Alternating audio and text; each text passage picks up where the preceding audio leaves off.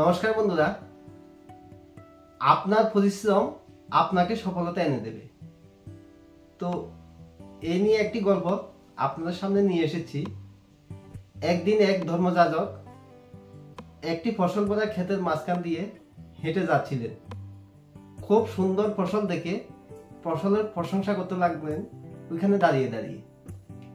ওখানে ক্ষেতের মালিক যে কৃষকও ওখানে গিয়ে দাঁড়ালেন।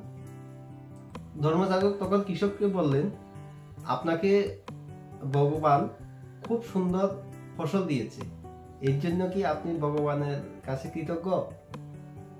কৃষক বললেন, হ্যাঁ, আমাকে ভগবান খুব ভালো ফসল দিয়েছে, এর জন্য আমি ভগবানের কাছে কৃতজ্ঞ, কিন্তু এই ফসল আমার পরিশ্রমের ফল। এই জন্য বলছি, যে যত বেশি পরিশ্রম করবে সে তত বেশি ভাগ্যবান হবে। নমস্কার।